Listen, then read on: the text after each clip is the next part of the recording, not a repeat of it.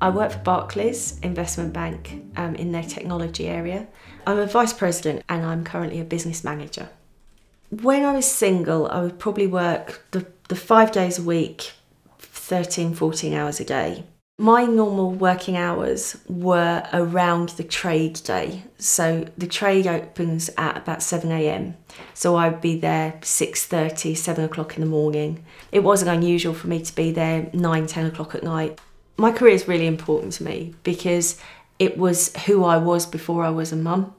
And I was very keen to not lose that element. I'd put a lot of work in. I'd gone to university, I'd studied, I'd put in the hours.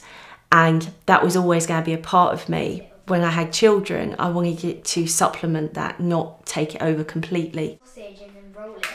But there are many reasons people want to work flexibly. 80% of us will become parents in terms of the working population, and 60% of us will become carers. Now that's at the point at which actually most employees have gained their most experience.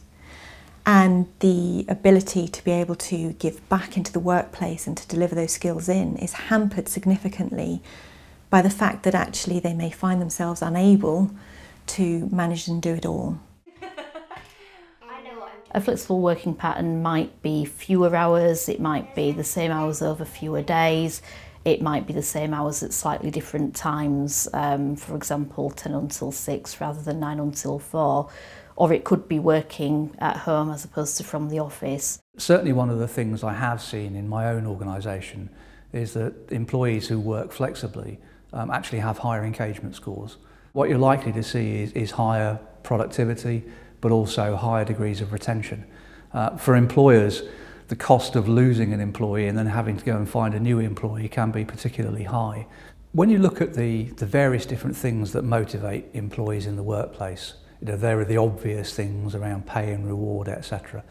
But actually one of the key things I think that motivates people is autonomy. And the more that you're in control of the work that you do, the happier you are likely to be. When we're facing a lack of control, certainty and choice, and our brain goes into a threat state, what it's doing is activating the fight and flight response, which is an incredibly fast automatic process which diverts energy away from your thinking part of your brain. We can't really think straight. We can often start to procrastinate, and actually we literally start to shut off up to 40% of our thinking skills, our thinking capacity.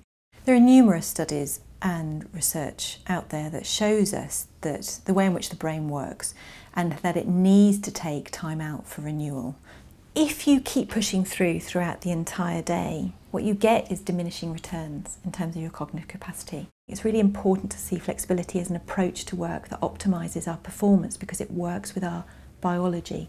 If I were advising an employee who's about to ask an employer for the first time to consider flexible working, I think the most important thing to do is to build your business case around it. It's about both you and your employer. Yes, you're going to get something out of it, but what's your employer going to get out of it? I think as you get further into your career, it becomes more clear to you that it's more about what you do than how long it takes you to do something. So I became aware that the work that I was producing wasn't any better because I was there long hours. In fact, it was probably not as good as it could have been. I work 5 days a week. I do 10 hours each day, and one of the days will be working from home. Sometimes I will leave work in the afternoon, go to the ballet recital or wherever it is at the time, and then log back in the evening and complete my day. There's nothing quite like sitting on a bed at the end of the day, reading a nursery rhyme or reading a bedtime story with this little person who just thinks you're amazing. Since working flexibly, I've been able to demonstrate my value and my skills to the point where I've been given several opportunities. My first role, I was looking after an area where I think there was 250 to 300 resources. I now oversee IB Technology, which is just over 2,500 people. As my children get older and they're at school and they're more independent from me, I see that as my time to really start pushing on with my career. So everything I'm doing at the moment is the foundation for building on more and more.